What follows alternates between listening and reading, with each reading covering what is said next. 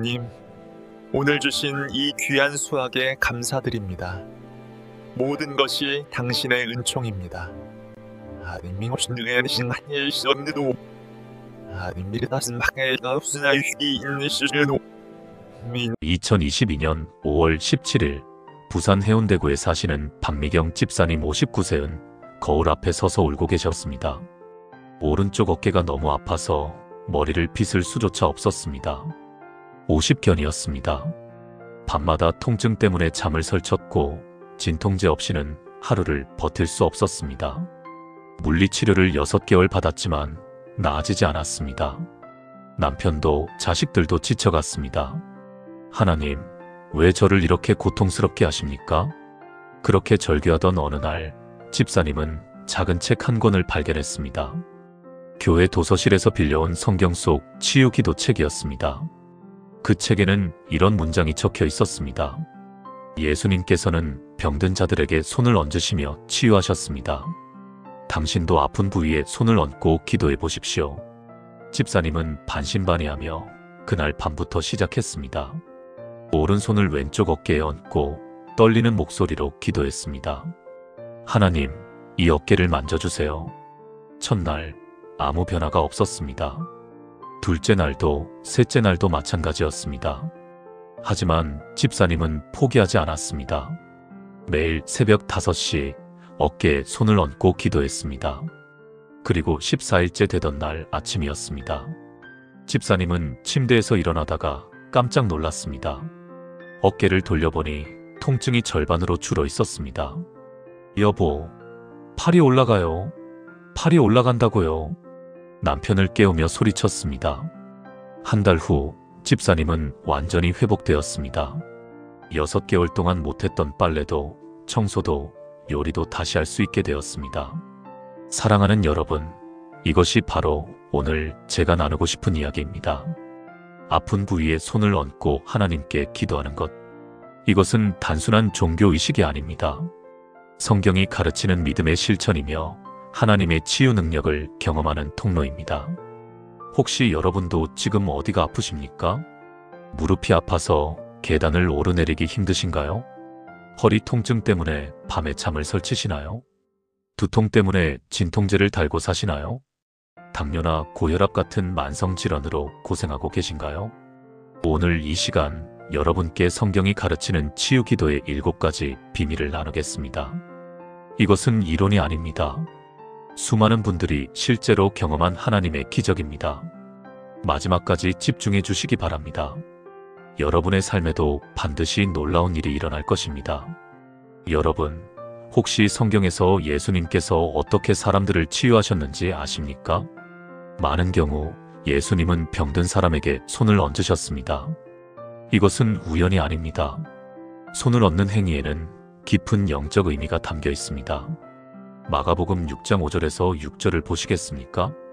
거기서는 아무 권능도 행하실 수 없어 다만 소수의 병자에게 손을 얹어 고치실 뿐이었고 그들의 믿지 않음을 이상히 여기셨더라. 예수님조차도 믿음이 없는 곳에서는 많은 기적을 행하시지 못했습니다. 하지만 주목하십시오. 그래도 소수의 병자에게는 손을 얹어 고치셨다고 말씀합니다. 이것이 무엇을 의미합니까? 손을 얹고 기도하는 것은 하나님의 치유 능력이 흐르는 통로라는 것입니다. 누가복음 4장 40절도 보십시오. 해질 무렵에 사람들이 온갖 병자들을 데리고 나아오매 예수께서 일일이 그 위에 손을 얹으사 고치시니, 일일이 그 위에 손을 얹으사라는 표현을 주목하십시오.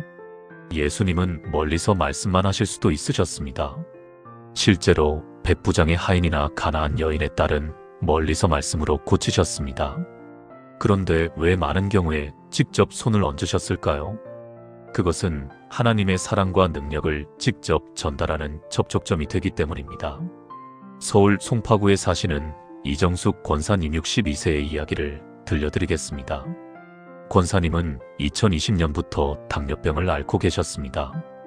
공복 혈당이 180을 넘었고 당화혈색소는 8.5였습니다. 매일 약을 먹었지만 수치는 좋아지지 않았습니다. 발끝이 저리고 눈도 침침해지기 시작했습니다. 합병증이 오는 것 같아 두려웠습니다. 어느 날 권사님은 새벽 기도회에서 이 말씀을 들었습니다. 예수님께서 손을 얹어 고치신 것처럼 여러분도 아픈 부위에 손을 얹고 기도해 보십시오. 그날부터 권사님은 실천했습니다. 매일 아침 공복 혈당을 재기 전에 자신의 배에 손을 얹고 기도했습니다. 주님, 이 췌장을 만져주세요. 인슐린이 정상적으로 분비되게 하소서. 당뇨를 치유해 주소서. 처음 2주는 변화가 없었습니다. 하지만 3주째부터 조금씩 달라지기 시작했습니다. 공복 혈당이 170, 160, 150으로 떨어졌습니다.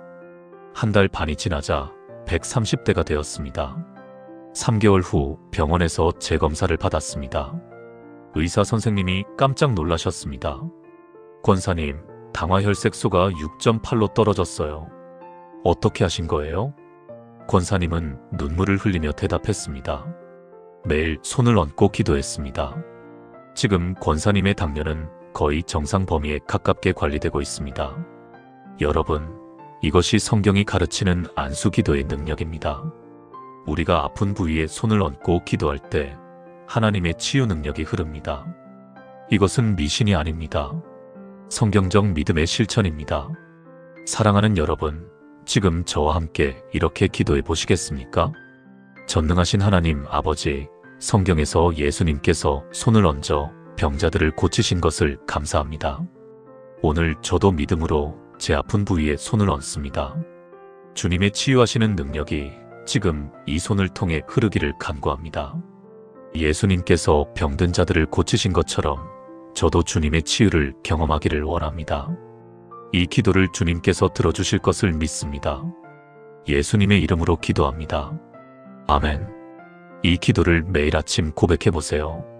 여러분의 삶에도 놀라운 변화가 시작될 것입니다. 여러분, 왜 하필 손을 얹어야 할까요? 그냥 기도만 하면 안 될까요? 물론 기도만 해도 하나님은 들으십니다. 하지만 손을 얹는 행위에는 특별한 영적 의미가 있습니다. 야고보서 5장 14절에서 15절을 보십시오. 너희 중에 병든 자가 있느냐? 그는 교회의 장로들을 청할 것이요. 그들은 주의 이름으로 기름을 바르며 그를 위하여 기도할지니라. 믿음의 기도는 병든 자를 구원하리니 주께서 그를 일으키시리라. 여기서 기름을 바르며라는 표현을 주목하십시오. 기름을 바른다는 것은 손으로 직접 만진다는 뜻입니다. 이것은 하나님의 임재와 능력을 구체적으로 전달하는 행위입니다. 손을 얹는다는 것은 세 가지 의미가 있습니다. 첫째, 하나님의 사랑을 전달하는 것입니다. 우리가 아픈 부위에 손을 얹을 때 그것은 하나님께서 나를 만져주시는 것을 상징합니다. 둘째, 믿음을 구체화하는 것입니다. 추상적인 기도가 아니라 구체적인 행동으로 믿음을 표현하는 것입니다. 셋째, 치유의 통로를 여는 것입니다. 우리의 손이 하나님의 능력이 흐르는 통로가 되는 것입니다. 대전 서구에 사시는 최영애 집사님 56세의 간증을 들려드리겠습니다. 집사님은 2021년부터 심한 두통에 시달렸습니다.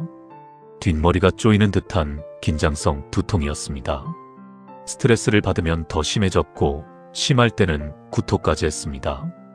MRI를 찍어봤지만 특별한 이상은 없었습니다. 의사는 스트레스성이라고 했습니다. 진통제를 먹으면 잠깐 괜찮다가 다시 아팠습니다. 일주일에 서너 번은 진통제를 먹었습니다. 집사님은 교회에서 기도도 많이 받았습니다.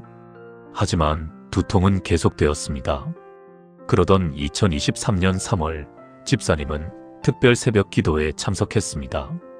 그날 설교 말씀이 바로 오늘의 주제였습니다. 아픈 부위에 손을 얹고 기도하라. 집사님은 그날부터 실천하기로 결심했습니다. 매일 아침 일어나자마자 두 손을 뒷머리에 얹고 기도했습니다. 하나님, 이 머리를 만져주세요. 이 두통을 치유해주세요. 처음에는 어색했습니다. 정말 효과가 있을까 하는 의심도 들었습니다. 하지만 집사님은 계속했습니다. 한 주가 지났습니다. 두통의 강도가 조금 약해진 것 같았습니다. 2주가 지났습니다. 두통이 오는 빈도가 줄어들었습니다. 한 달이 지났을 때 놀라운 일이 일어났습니다. 일주일 내내 두통이 한 번도 오지 않은 것입니다.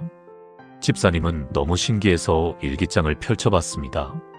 3월 한 달 동안 진통제를 먹은 횟수가 12번이었습니다. 4월은 5번으로 줄었습니다. 5월은 단 한 번도 먹지 않았습니다. 지금 집사님은 두통 없이 건강하게 생활하고 계십니다. 집사님은 이렇게 고백했습니다. 손을 얹고 기도한다는 게 처음엔 이상했어요. 하지만 그렇게 할 때마다 하나님이 정말 내 머리를 만져주시는 것 같았어요. 그 느낌이 너무 실제적이었어요. 여러분, 이것이 손을 얹는 영적 의미입니다. 우리가 손을 얹을 때 하나님의 임재가 실제로 만져집니다. 추상적인 기도가 아니라 구체적인 하나님의 만지심을 경험하게 됩니다. 여러분도 오늘부터 실천해 보시겠습니까? 아픈 부위가 있다면 그곳에 손을 얹고 기도해 보십시오. 하나님께서 여러분의 그 부위를 직접 만져주실 것입니다. 함께 기도하시겠습니까? 사랑의 주님, 제 손을 통해 주님의 치유 능력이 흐르게 하소서. 지금 제가 손을 얹는 이 아픈 부위를 주님께서 직접 만져주시기를 간구합니다. 주님의 임재가 이곳에 임하여 고통을 치유하시고 건강을 회복시켜 주소서. 손을 얹고 기도하는 이 행위가 주님의 사랑을 전달하는 통로가 되게 하소서. 제 믿음이 구체적인 행동으로 나타나게 하시고 주님의 능력을 경험하게 하소서. 주님께서 이 기도에 응답하실 것을 믿습니다. 예수님의 이름으로 기도합니다. 아멘. 오늘부터 매일 이렇게 기도해 보세요. 여러분, 한번 기도하고 바로 치유되면 좋겠지요? 하지만 대부분의 경우 치유는 점진적으로 일어납니다. 그래서 매일 반복하는 것이 중요합니다. 누가복음 18장 1절을 보십시오. 항상 기도하고 낙심하지 말아야 할 것을 그들에게 비유로 말씀하여 예수님께서는 항상 기도하고 낙심하지 말라고 하셨습니다. 한두 번 기도하고 포기하지 말라는 뜻입니다. 치유 기도도 마찬가지입니다. 매일 꾸준히 반복할 때 놀라운 역사가 일어납니다. 데살로니가전서 5장 17절도 말씀합니다. 쉬지 말고 기도하라. 왜 매일 반복해야 할까요? 첫째, 우리의 믿음이 성장하기 때문입니다. 처음에는 의심하며 기도하지만 계속하다 보면 확신이 생깁니다. 둘째, 하나님의 때를 기다리는 것이기 때문입니다. 하나님은 즉시 응답하실 수도 있지만 때로는 우리를 훈련시키시기 위해 기다리게 하십니다. 셋째, 영적 전쟁에서 승리하기 위해서입니다. 질병 뒤에는 영적인 공격이 있을 수 있습니다. 지속적인 기도로 그것을 물리쳐야 합니다. 인천 남동구에 사시는 김철수 집사님 64세의 이야기를 들려드리겠습니다. 집사님은 2019년에 전립선암 진단을 받았습니다. 초기였지만 충격이 컸습니다. 수술을 받고 방사선 치료도 받았습니다. 다행히 암은 제거되었습니다. 하지만 그 후유증으로 요실금이 생겼습니다. 소변을 참기 힘들고 자다가도 몇 번씩 화장실에 가야 했습니다. 집사님은 남자로서의 자존심이 많이 상했습니다. 밖에 나가기도 두려웠습니다. 병원에서는 시간이 지나면 나아질 거라고 했지만 6개월이 지나도 별로 나아지지 않았습니다. 집사님은 절망했습니다. 그러던 2020년 1월 집사님은 새벽 기도회에 나가기 시작했습니다. 그리고 매일 아침 기도 시간에 아랫배에 손을 얹고 기도하기로 결심했습니다. 하나님, 이 전립선을 회복시켜 주세요. 정상적인 배뇨 기능을 회복시켜 주세요. 첫 주 아무 변화가 없었습니다. 둘째 주도 셋째 주도 마찬가지였습니다. 한 달이 지났지만 여전했습니다. 집사님은 포기하고 싶었습니다. 하지만 목사님의 말씀이 생각났습니다. 항상 기도하고 낙심하지 말라. 집사님은 계속했습니다. 2달째 조금씩 변화가 느껴지기 시작했습니다. 밤에 화장실 가는 횟수가 5번에서 4번으로 줄었습니다. 3달째 3번으로 줄었습니다.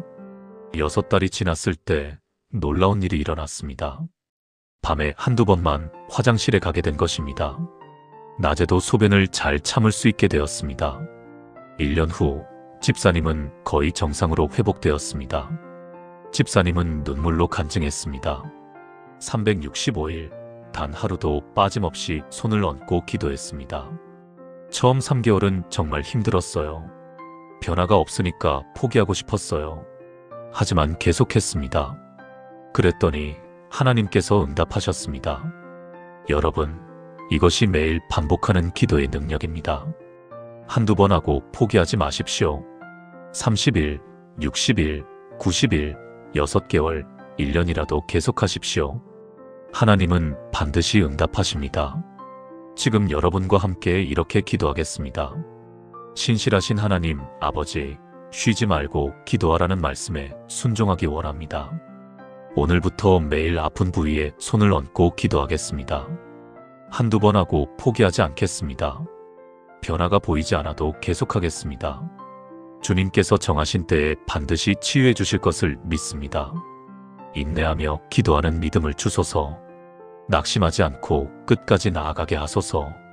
매일의 기도가 쌓여서 놀라운 기적이 되게 하소서. 예수님의 이름으로 기도합니다. 아멘. 여러분, 오늘부터 시작하십시오. 그리고 절대 포기하지 마십시오. 여러분, 막연하게 하나님 고쳐주세요 라고만 기도하지 마십시오. 구체적으로 기도해야 합니다. 요한복음 11장 43절을 보십시오. 나사로를 살리실 때 예수님께서 어떻게 말씀하셨습니까? 큰 소리로 나사로야 나오라 부르시니 나사로야라고 이름을 부르셨습니다. 구체적으로 명령하셨습니다. 마가복음 10장 51절도 보십시오. 소경 바디메오가 나를 불쌍히 여기소서라고 외칠 때 예수님께서 물으셨습니다. 내게 무엇을 하여 주기를 원하느냐? 예수님은 이미 아셨지만 바디메오가 구체적으로 말하게 하셨습니다. 그래서 바디메오는 대답했습니다. 보기를 원하나이다. 그러자 예수님께서 치유하셨습니다. 우리도 구체적으로 기도해야 합니다. 어디가 아픈지, 무엇이 문제인지, 어떻게 되기를 원하는지 구체적으로 고백해야 합니다. 광주 서구에 사시는 정밀한 권사님 58세의 간증을 들려드리겠습니다. 권사님은 2021년부터 류마티스 관절염을 앓기 시작했습니다. 손가락 마디마디가 붓고 아팠습니다. 아침에 일어나면 손이 뻣뻣해서 주먹을 쥐기도 힘들었습니다. 설거지할 때, 빨래할 때 모든 일상이 고통이었습니다. 병원에서 약을 처방받았지만 부작용이 심했습니다. 권사님은 기도를 많이 했습니다. 하나님, 저를 고쳐주세요. 하지만 막연한 기도였습니다. 그러던 어느 날 권사님은 이 말씀을 듣게 되었습니다. 구체적으로 기도하라. 권사님은 생각했습니다. 그래, 나는 손이 아픈 거야. 손가락 관절이 문제야. 염증이 생긴 거야. 그날부터 권사님의 기도가 달라졌습니다. 매일 아침 오른손으로 왼손 손가락을 하나씩 감싸며 기도했습니다. 하나님, 이 엄지손가락의 염증을 없애주세요. 이 검지손가락의 붓기를 빼주세요. 이 중지손가락의 통증을 치유해주세요. 10손가락을 하나하나 구체적으로 기도했습니다. 그리고 이렇게 선포했습니다. 주님의 이름으로 명령합니다. 염증아, 물러가라. 통증아, 사라져라. 류마티스야, 떠나가라. 처음 2주는 큰 변화가 없었습니다. 하지만 3주째부터 달라지기 시작했습니다. 아침에 일어났을 때 손이 덜 뻣뻣했습니다. 한 달 후 붓기가 눈에 띄게 줄어들었습니다. 2달 후 통증이 절반으로 줄었습니다. 3달 후 권사님은 설거지를 할 때 거의 아프지 않았습니다. 6달 후 병원에서 재검사를 받았습니다. 의사 선생님이 놀라셨습니다. 권사님, 염증 수치가 많이 떨어졌네요. 약을 잘 드셨나봐요. 권사님은 웃으며 대답했습니다. 아니요, 약은 부작용 때문에 줄였어요. 대신 매일 기도했습니다. 구체적으로요. 지금 권사님은 손가락 관절이 거의 정상으로 돌아왔습니다. 설거지도 빨래도 요리도 자유롭게 합니다. 권사님은 이렇게 말했습니다. 막연하게 고쳐주세요라고 기도할 때는 아무 변화가 없었어요. 하지만 구체적으로 손가락 하나하나를 놓고 기도했을 때 하나님께서 응답하셨어요. 여러분, 이것이 구체적 기도의 능력입니다. 무릎이 아프면 이 무릎 연골을 회복시켜 주세요라고 기도하십시오. 혈압이 높으면 이 혈압을 12,080으로 정상화시켜 주세요라고 기도하십시오.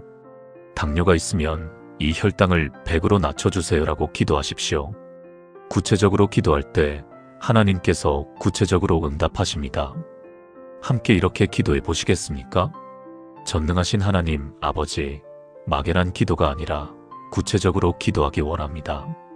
지금 제가 손을 얹는 이 부위의 정확한 문제를 고백합니다.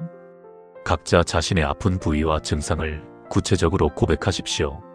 주님께서 이 문제를 정확히 아시고 치유해 주시기를 간구합니다. 염증은 없어지고 통증은 사라지고 기능은 회복되기를 선포합니다. 주님의 이름으로 명령합니다. 질병아, 떠나가라. 구체적인 기도에 구체적으로 응답하실 것을 믿습니다. 예수님의 이름으로 기도합니다. 아멘. 오늘부터 구체적으로 기도하십시오. 여러분, 기도만 하지 마시고 선포도 하십시오. 믿음의 고백이 중요합니다. 로마서 10장 10절을 보십시오. 사람이 마음으로 믿어 의에 이르고 입으로 시인하여 구원에 이르느니라. 마음으로 믿는 것도 중요하지만 입으로 시인하는 것도 중요합니다. 우리가 입으로 고백할 때 믿음이 활성화됩니다. 잠언 18장 21절도 말씀합니다. 죽고 사는 것이 혀의 권세에 달렸나니 우리의 말에는 능력이 있습니다. 긍정적인 말을 하면 긍정적인 결과가 옵니다. 부정적인 말을 하면 부정적인 결과가 옵니다. 그래서 치유 기도를 할 때는 반드시 믿음의 고백을 해야 합니다. 나는 병들었다가 아니라 나는 치유받고 있다고 선포하십시오. 나는 약하다가 아니라 나는 강건해지고 있다고 고백하십시오. 울산 북구에 사시는 박준호 집사님 61세의 이야기를 들려드리겠습니다. 집사님은 2020년에 뇌졸중을 겪었습니다. 다행히 생명은 건졌지만 왼쪽 팔다리에 마비가 왔습니다. 재활치료를 받았지만 회복이 더뎠습니다. 왼손으로는 젓가락질도 할 수 없었고 왼발을 질질 끌며 걸었습니다. 집사님은 낙심했습니다. 나는 이제 병신이야. 평생 이렇게 살아야 해. 부정적인 말을 자주 했습니다. 그러던 2021년 3월 집사님은 새로운 목사님의 설교를 듣게 되었습니다. 여러분, 입으로 무엇을 고백하고 계십니까? 당신의 고백이 당신의 미래를 만듭니다. 집사님은 깨달았습니다. 내가 부정적인 말만 하고 있구나. 이러니까 나아지지 않는 거야. 그날부터 집사님은 고백을 바꿨습니다. 매일 아침 거울 앞에 서서 선포했습니다. 나는 병들지 않았다. 나는 치유받고 있다. 내 왼손은 회복되고 있다. 내 왼발은 강해지고 있다. 하나님께서 나를 치유하신다. 나는 날마다 건강해진다. 그리고 왼손에 오른손을 얹고 기도했습니다. 하나님, 이 손의 신경이 다시 연결되게 하소서. 이 손이 정상적으로 움직이게 하소서. 왼발에도 손을 얹고 기도했습니다. 하나님, 이 다리가 힘을 얻게 하소서. 이 발로 걷고 뛰게 하소서. 처음에는 어색했습니다. 아직 손도 안 움직이는데 회복되고 있다고 말하는 게 거짓말 같았습니다. 하지만 집사님은 계속했습니다. 한 달이 지났습니다. 왼손 손가락이 조금씩 움직이기 시작했습니다. 두 달이 지났습니다. 왼발에 힘이 조금씩 생기기 시작했습니다. 석 달이 지났습니다. 왼손으로 숟가락을 들 수 있게 되었습니다. 6달이 지났습니다. 왼발을 거의 정상적으로 디딜 수 있게 되었습니다. 1년이 지났습니다. 집사님은 지팡이 없이 걸을 수 있게 되었습니다. 왼손으로 글씨도 쓸 수 있게 되었습니다. 완전히 정상은 아니지만 일상생활에는 큰 불편이 없을 정도로 회복되었습니다. 집사님은 눈물로 간증했습니다. 제 인생을 바꾼 것은 고백이었습니다. 부정적인 말을 멈추고 긍정적인 고백을 하기 시작했을 때 제 몸도 반응하기 시작했습니다. 믿음의 고백이 치유를 가져왔습니다. 여러분, 이것이 선포하는 기도의 능력입니다. 입으로 믿음을 고백할 때 하나님께서 역사하십니다. 오늘부터 여러분도 이렇게 선포하십시오. 나는 치유받고 있다. 나는 건강해지고 있다. 하나님께서 나를 회복시키신다. 함께 이렇게 기도하고 선포해 보시겠습니까? 살아계신 하나님, 아버지, 제 입술의 고백을 바꿔주소서. 부정적인 말, 절망적인 말을 멈추게 하소서. 대신 믿음의 고백, 치유의 선포를 하게 하소서. 지금 제가 선포합니다. 나는 병들지 않았습니다. 나는 치유받고 있습니다. 나는 약하지 않습니다. 나는 강건해지고 있습니다. 하나님께서 나를 치유하십니다. 나는 날마다 건강해집니다. 이 고백이 내 몸에 생명을 불어넣고 치유를 가져올 것을 믿습니다. 예수님의 이름으로 기도하고 선포합니다. 아멘. 매일 아침 이렇게 선포하십시오. 여러분의 고백이 여러분의 치유를 만들 것입니다. 여러분, 기도의 마지막은 감사와 찬양이어야 합니다. 아직 치유가 완성되지 않았어도 미리 감사하십시오. 데살로니가전서 5장 18절을 보십시오. 범사에 감사하라. 이것이 그리스도 예수 안에서 너희를 향하신 하나님의 뜻이니라. 범사에라는 말씀을 주목하십시오. 좋을 때만 감사하는 게 아닙니다. 아플 때도 아직 낫지 않았어도 감사하라는 것입니다. 빌립보서 4장 6절에서 7절도 보십시오. 아무것도 염려하지 말고 다만 모든 일에 기도와 간구로 너희 구할 것을 감사함으로 하나님께 아뢰라. 그리하면 모든 지각에 뛰어난 하나님의 평강이 그리스도 예수 안에서 너희 마음과 생각을 지키시리라. 감사함으로 하나님께 아뢰라고 하셨습니다. 왜 감사가 중요할까요? 첫째, 감사는 믿음의 표현이기 때문입니다. 아직 보이지 않지만 하나님께서 이루실 것을 믿기에 미리 감사하는 것입니다. 둘째, 감사는 하나님을 기쁘시게 하기 때문입니다. 하나님은 감사하는 자에게 더 많은 은혜를 부어주십니다. 셋째, 감사는 우리 마음을 치유하기 때문입니다. 감사할 때 평강이 옵니다. 제주도에 사시는 강은혜 권사님 65세의 간증을 들려드리겠습니다. 권사님은 2018년에 유방암 진단을 받았습니다. 초기는 아니었습니다. 2기였습니다. 수술을 받고 항암 치료를 6차례 받았습니다. 머리카락이 다 빠지고 구토가 심했습니다. 몸무게가 15kg이나 빠졌습니다. 권사님은 절망했습니다. 하나님, 왜 저에게 이런 일이 일어났습니까? 원망하고 불평하고 눈물만 흘렸습니다. 그러던 2019년 여름, 권사님은 한 간증 집회에 참석했습니다. 그곳에서 한 자매님의 간증을 들었습니다. 저는 암 사기 진단을 받았을 때 하나님께 감사했습니다. 아직 살아있음에 감사했습니다. 사랑하는 가족이 있음에 감사했습니다.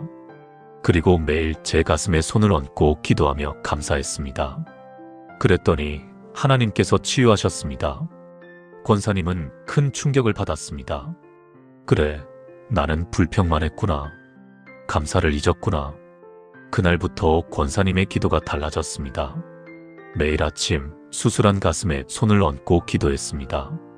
하나님, 이 가슴을 치유해 주셔서 감사합니다. 암세포가 사라지게 하셔서 감사합니다. 아직 치유되지 않았지만 미리 감사했습니다. 하나님, 제게 생명을 주셔서 감사합니다. 오늘도 숨쉬게 하셔서 감사합니다. 사랑하는 남편과 자녀들이 있어서 감사합니다. 이 시련을 통해 더 깊은 믿음을 주셔서 감사합니다. 찬양도 불렀습니다. 주님의 마음을 본받는 자 복의 근원이 되리라. 주 안에 있는 나에게 딴 근심 있으랴. 매일 감사하고 찬양하며 기도했습니다. 한 달이 지났습니다. 권사님의 마음에 평안이 찾아왔습니다. 2달이 지났습니다. 식욕이 돌아오기 시작했습니다. 3달이 지났습니다. 기운이 생기기 시작했습니다. 2019년 12월 항암 치료가 끝나고 재검사를 받았습니다. 의사 선생님이 놀라셨습니다. 권사님, 암이 거의 다 사라졌어요. 이렇게 반응이 좋은 경우는 드문데요. 권사님은 눈물을 흘렸습니다. 하나님께 감사했습니다. 매일 손을 얹고 기도하며 감사했습니다. 2020년 6월 완치 판정을 받았습니다. 지금 권사님은 건강하게 교회를 섬기고 계십니다. 권사님은 이렇게 간증합니다. 감사가 제 인생을 바꿨습니다. 불평을 멈추고 감사하기 시작했을 때 제 마음이 먼저 치유되었고 그 다음 제 몸도 치유되었습니다. 여러분, 이것이 감사의 능력입니다. 아직 낫지 않았어도 미리 감사하십시오.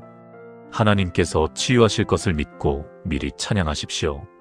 감사와 찬양이 치유를 가져옵니다. 함께 이렇게 기도하고 감사하고 찬양해 보시겠습니까? 은혜로우신 하나님 아버지, 제게 생명을 주셔서 감사합니다.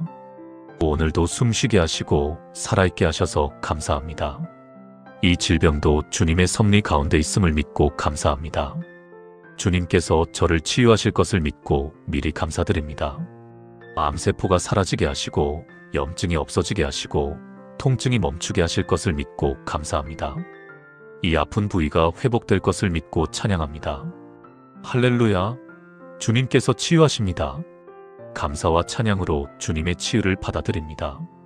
예수님의 이름으로 기도하고 감사하고 찬양합니다. 아멘. 오늘부터 매일 이렇게 감사하고 찬양하십시오. 여러분, 혹시 이런 생각하지 않으십니까? 이런 기적이 정말 있을까? 다른 사람들 이야기지 나하고는 상관없는 거 아닐까? 아닙니다. 하나님은 편애하지 않으십니다. 로마서 2장 11절을 보십시오. 하나님께서는 사람을 외모로 취하지 아니하심이라. 하나님은 누구에게나 공평하십니다. 다른 사람을 치유하신 하나님께서 여러분도 치유하십니다. 히브리서 13장 8절도 말씀합니다. 예수 그리스도는 어제나 오늘이나 영원토록 동일하시니라. 예수님은 변하지 않으십니다. 2000년 전에 병자를 고치신 예수님께서 지금도 동일하게 고치십니다.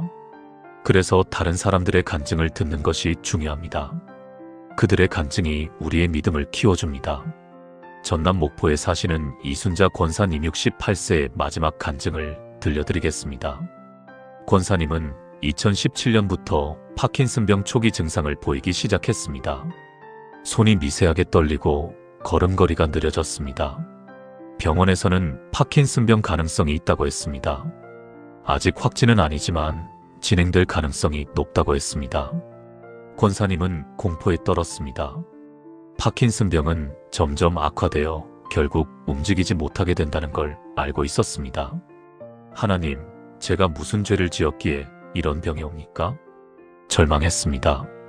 그러던 2018년 봄, 권사님은 다른 교회의 간증 집회에 초대받았습니다. 그곳에서 한 할머니의 간증을 들었습니다. 저는 파킨슨병으로 10년을 고생했습니다. 손이 떨려서 밥도 제대로 먹을 수 없었습니다. 하지만 매일 제 손과 머리에 손을 얹고 기도했습니다.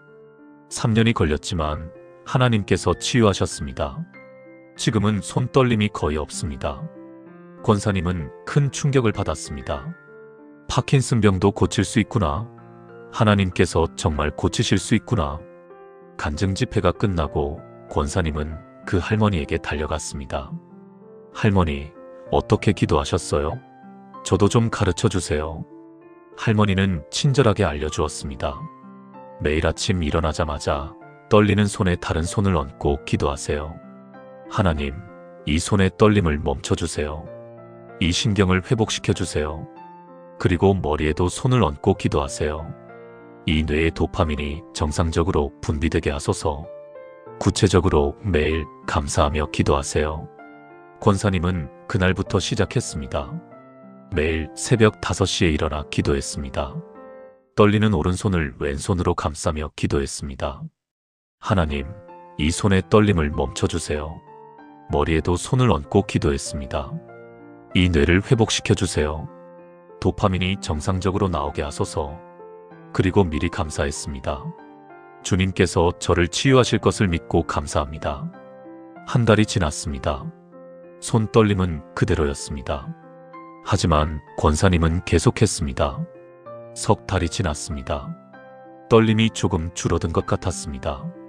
6달이 지났습니다. 확실히 떨림이 줄어들었습니다. 1년이 지났습니다. 손 떨림이 거의 절반으로 줄었습니다. 걸음걸이도 빨라졌습니다. 2년이 지났습니다. 권사님은 거의 정상적으로 생활할 수 있게 되었습니다. 손 떨림은 가끔 조금 있지만 일상생활에 지장이 없을 정도입니다. 병원에서 재검사를 받았습니다. 의사 선생님이 놀라셨습니다. 권사님, 파킨슨병이 진행되지 않았네요. 오히려 초기 증상이 호전된 것 같은데요. 어떻게 하신 거예요? 권사님은 눈물로 대답했습니다. 다른 분의 간증을 듣고 믿음이 생겼습니다. 그분처럼 저도 매일 기도했습니다. 하나님께서 응답하셨습니다. 지금 권사님은 건강하게 교회를 섬기고 계십니다. 그리고 다른 파킨슨병 환자들에게 자신의 간증을 나누며 희망을 주고 있습니다. 권사님은 이렇게 말합니다. 다른 분의 간증이 제 믿음을 살렸습니다. 나도 할 수 있겠다는 믿음이 생겼습니다. 그 믿음으로 기도했더니 하나님께서 응답하셨습니다. 여러분, 이것이 간증의 능력입니다. 다른 사람들의 기적이 우리의 믿음을 키워줍니다. 오늘 제가 나눈 이 모든 간증들을 믿으십시오. 박미경 집사님, 이정숙 권사님, 최영애 집사님, 김철수 집사님, 정밀한 권사님, 박준호 집사님, 강은희 권사님, 이순자 권사님, 이 모든 분들에게 일어난 기적이 여러분에게도 일어날 수 있습니다. 하나님은 편애하지 않으십니다. 예수님은 어제나 오늘이나 영원토록 동일하십니다. 함께 마지막으로 이렇게 기도해 보시겠습니까? 변함없으신 하나님, 아버지, 오늘 들은 모든 간증을 믿습니다. 다른 사람들에게 일어난 기적이 저에게도 일어날 수 있음을 믿습니다. 주님께서는 편애하지 않으시고 예수님은 변하지 않으심을 고백합니다. 저도 오늘부터 아픈 부위에 손을 얹고 기도하겠습니다. 매일 반복하겠습니다. 구체적으로 기도하겠습니다. 믿음으로 선포하겠습니다. 감사와 찬양으로 마무리하겠습니다. 주님께서 저를 치유하실 것을 믿습니다. 놀라운 기적이 제 삶에도 일어날 것을 선포합니다. 예수님의 이름으로 기도합니다. 아멘. 여러분도 반드시 기적을 경험하실 것입니다. 지금까지 나눈 7가지 말씀을 하나의 기도로 드리겠습니다. 여러분도 저와 함께 손을 얹고 기도하시겠습니까? 전능하신 하나님, 아버지, 오늘 이 시간 주신 놀라운 말씀들을 감사드립니다.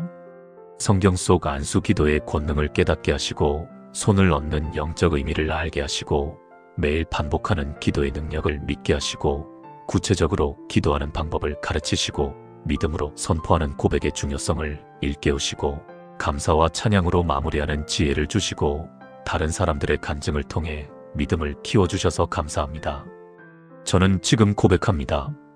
예수님께서 병든 자들에게 손을 얹어 고치신 것처럼 저도 제 아픈 부위에 손을 얹고 기도합니다.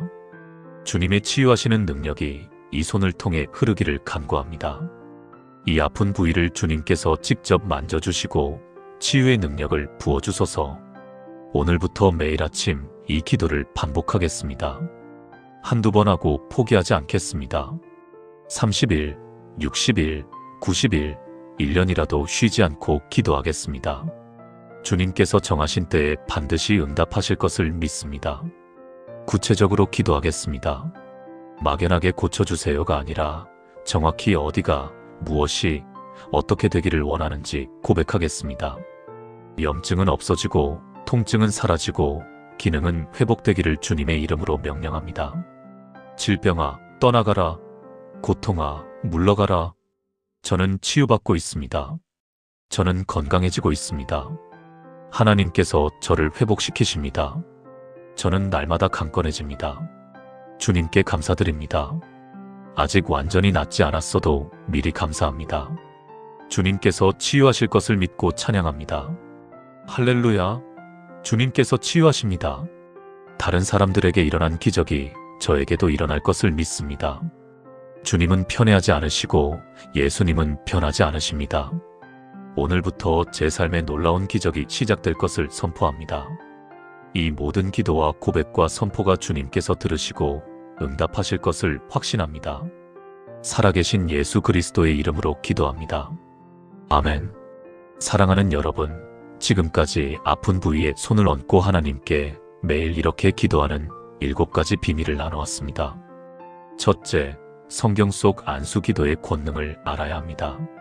예수님께서 손을 얹어 고치신 것처럼 우리도 그렇게 기도할 수 있습니다. 둘째, 아픈 부위에 손을 얹는 영적 의미를 깨달아야 합니다. 이것은 하나님의 사랑을 전달하고 믿음을 구체화하고 치유의 통로를 여는 행위입니다.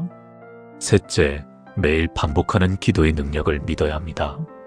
한두 번 하고 포기하지 말고 30일, 60일, 1년이라도 계속하십시오. 넷째, 구체적으로 기도하는 방법을 알아야 합니다. 막연하게가 아니라 정확히 무엇을 어떻게 치유해달라고 고백하십시오.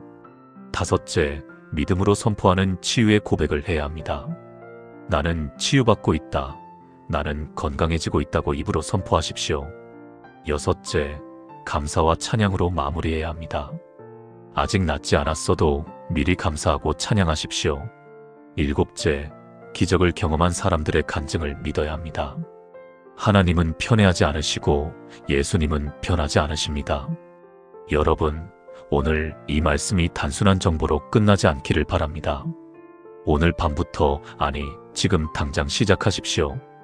여러분의 아픈 부위에 손을 얹고 기도하십시오. 그리고 매일 반복하십시오. 하나님께서 반드시 응답하실 것입니다. 여러분의 삶에도 박미경 집사님, 이정숙 권사님, 최영애 집사님과 같은 놀라운 기적이 일어날 것입니다. 이 영상이 도움이 되셨다면 좋아요 버튼을 눌러주시고 아래 댓글란에 아멘이라고 남겨주세요. 그리고 여러분 주변에 아픈 분이 계시다면 이 영상을 꼭 공유해주세요.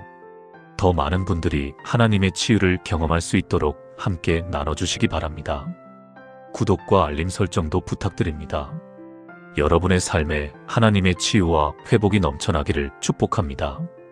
건강하십시오. 사랑합니다. 하나님의 은혜가 여러분과 함께하기를 기도합니다.